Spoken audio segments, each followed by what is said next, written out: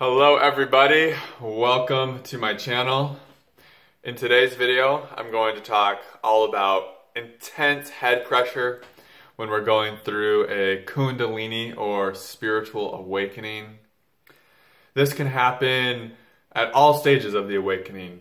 For me, it really came on strong in the beginning to where I'd have just overwhelming amounts of energy in my head. Like I couldn't even read, I couldn't think straight, I couldn't even speak a lot of days like coherently. I couldn't process things logically, and it was very scary for me for a period of time, just how much pressure was in my head.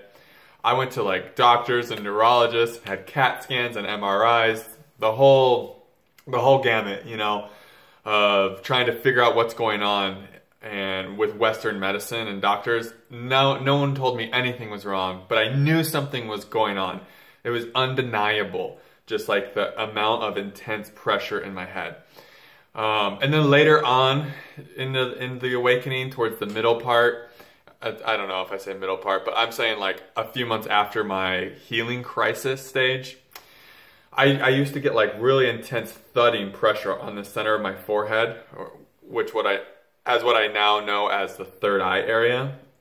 And it would just constantly thud, thud, thud, and it would just get so fucking annoying, because I was resisting it. And that's a big thing about this and this whole path is drop all resistance. But I just kept resisting this thudding and thudding, and I would go on YouTube and search videos on how to get Kundalini energy to like move out of the head area, and how to reduce the symptoms. And I remember one time I watched this YouTube video that shared with me how to move the energy, how to like force it down. And I did it and it worked. It went down out of my head. But then moments later, I knew I had made a huge mistake. Well, not a mistake because I learned from it, but in the moment it felt like, oh, what the fuck did I just do? Because I moved it all into my limbs and my legs, and then my whole body went cold. And then these suicidal thoughts started arising. So the lesson is, don't try to force this energy. Don't try to manipulate it. It has an intelligence, a higher intelligence that knows exactly what it's doing at all times, and it knows where it needs to be, and it knows what blocks it needs to work through. And when we try to start moving it through our ego, what will happen is we're going to get burned. I got burned. I learned a huge lesson that time. I think there was one other time where I tried to do something with it and I got burned that time too. So let the energy do what it's doing. It's what it's doing when it's in your head and there's tons of pressure. First thing you need to take comfort in, it's rewiring your brain. It's creating a type of shift in your neural networks, and literally remaking the biology of your brain so that you're going to be able to tap into your intuition and your creativity more. And it's taking you, and that's why you can't think straight or read or do math or string sentences together. It's because it's shifting you way out of your logic. And you have to go out of your logic for a while. That side of your brain, that aspect of your brain has to turn off for a while so that the Kundalini can really go to work. Because if you're still in your logical mind and the Kundalini is trying to rewire and upgrade your consciousness, you're just going to fight it too much. You're just going to be having too much of, you're going to be trying to think it out and figure it out too much. And that's the last thing. It's the one thing we really want to do, but it's the last thing that we should be doing while we're going through an intense energetic awakening. So early in the process, if you have so much energy in your head that you can't think straight, you can't process thoughts, you're getting worried, you're going to doctors, you think you might have a brain tumor. I did that. I thought that as well. The best thing to do, honestly, is, and this can be taken on this path as a whole, but the best thing for you to do is to, first of all, just relax. Know that this is normal, that a lot of people have gone through this. It's not permanent, it's temporary, and it will pass. And the more you let go into this process and the less you resist it, the easier it's going to be, first of all, and the more you're going to experience it as a movement of growth rather than a movement of suffering and torture. So the other really big thing you can do is just to put your hands on your heart, and just when the pressure is just so intense, you just put your hands on your heart, lay down somewhere, and just you know, try to if you can, and this isn't forcing anything, it's just try to bring your consciousness more into your heart center. You know, and this isn't trying to move the energy, it's just bringing your focus into your heart, or even your stomach, your solar plexus area right above your belly button. That's another great place to bring your consciousness when you have so much head pressure. The thing that really makes the head pressure difficult, other than it's like nothing we've ever experienced or could even fathom happening, right? Other than that, the thing that makes the head pressure so difficult is our susceptibility to attach to the negative thoughts about it. Because our mind is going to have so much negativity and fear about what's happening with the energy, that because the mind is a survival machine and it's never encountered anything, you know, bigger than itself. It's never encountered an energy that it's being forced to submit to. So the mind's going to put up a tremendous fight with this energy at first, initially. And that's really where the difficulty comes in. Later on in the path, when you have head pressure, it's not as bad because you don't resist it. You know where it's going, you know where it's taking you, and you're thankful and appreciative of it because you know how it's upgrading your consciousness, right? But early on, it's like the mind still hasn't surrendered. And so we can spend a lot of time in our thinking space when we're having a lot of this pressure, and that's going to really magnify the symptoms and make things seem so much worse than they really are. Because if you will honestly just sit, find stillness, find silence, and you'll just sit and feel into the energy, you'll notice it's not hurting. There's no, like, the energy is actually not hurting you. It might be bringing up things, some pain, some traumas, but the energy itself is not hurting you. It's just energy, and it's just moving, and there might be pressure, and it might be, I'm not saying it's not going to be uncomfortable or even annoying, and you might just want to scream at it at times. I get it, but if you will actually just sit with it and open yourself and be calm, you'll notice it's not hurting you. And that's a big realization, is it might be bringing up pains that are already within you, yes, but the energy itself is not harming you in any physical way. So that's one thing, and you know, bringing your consciousness into your heart, and in that way, really what you're doing is you're stepping out of the thinking mind.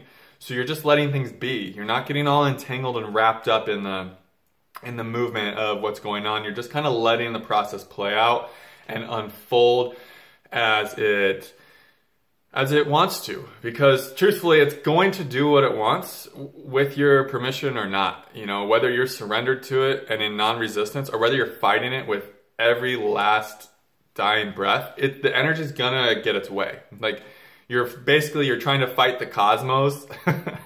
You're not gonna win. It might take you a while to realize that, and that's okay. If you have to fight and you have to struggle, that's okay. I had to fight for a while.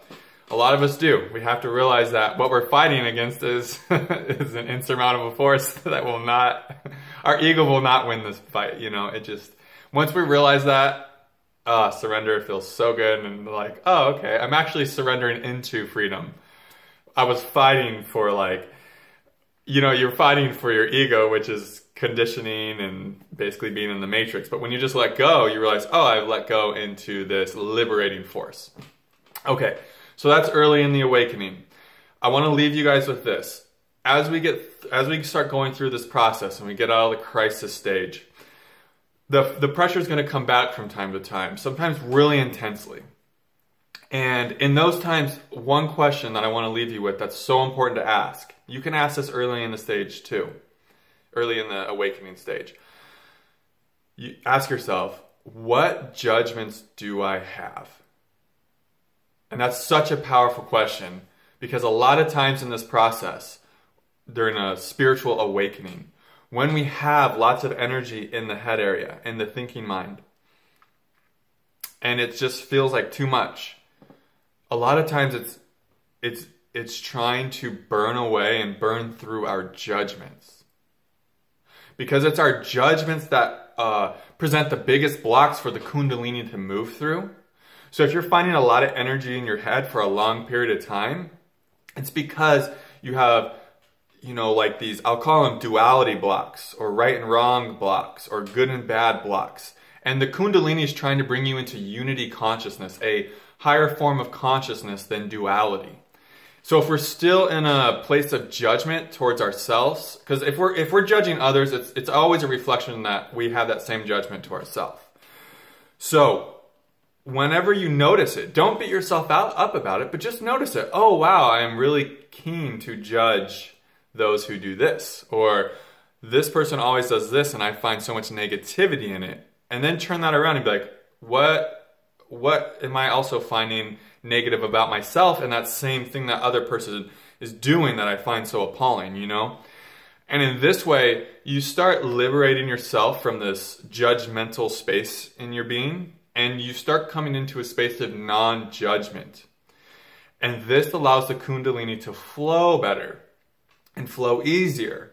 And it doesn't just ramrod into all these blocks as often. And especially if you have judgments in your head, there's going to be so many that the Kundalini is going to have to burn through and literally put you in the pressure cooker to it's going to cook these judgments out of you eventually, to where you come into this space where you're just surrendered and you are just more allowing and accepting and neutral, and you just see it's almost like you have this eagle's eye view of everything, and you start seeing how there's a bigger picture to why things are happening, and it's all part of the evolutionary process, and everything's serving a purpose for a higher picture, and the world needs suffering to wake up, and you start to really see things for more clearly, and you step out of this narrow-minded judgment. And when we do that, the Kundalini becomes just more harmonized. So that's what I wanted to leave you guys with. That was a huge one for me. It still is. When I slip into ego and negativity, that's the first thing I always ask myself. What am I judging and why? So if I have a negative judgment towards someone that I'm close with, something they keep doing, I try to look at that and be like, okay, what aspects of those negative judgments in them do I see in myself? And it always ends with me saying, oh, I'm not accepting something about myself. And so therefore, I'm seeing that in others. So what we think about others is a lot of times what we think about ourselves. So if you can't see the divinity in those around you, it's probably likely you're not seeing the divinity in yourself. And once we can really start seeing the universe as a mirror and how it's reflecting back to us our own thoughts and judgments and values and beliefs, then this process of working with the Kundalini and massive head pressure can get a lot easier. So if you're going through head pressure, just relax. Don't resist it. Surrender as much as you can. If you gotta fight, just get it over with and then surrender. Don't force the energy. Do not force it. You can bring your consciousness down into your body, but don't try to move the energy. Just let it do what it wants to do, and you, as the space of awareness, as this vast, infinite intelligence that you are, you just bring that consciousness into your heart, into your stomach. And truthfully, guys, some days you just gotta kind of ride it out and know that the only way out of the symptoms, out of the pressure, is through it, and you just gotta let the Kundalini do what it's doing with trust that it's going to work out, and that you're going to be just so thankful and appreciative on the other side, because it is going to work out and everything's fine, everything's going according to plan. This is how it's supposed to be happening. So with that, I hope you guys have a wonderful day. Thank you for watching and subscribing and liking and giving me your comments. I really love all the feedback, and I look forward to connecting with you all in the next video. Namaste.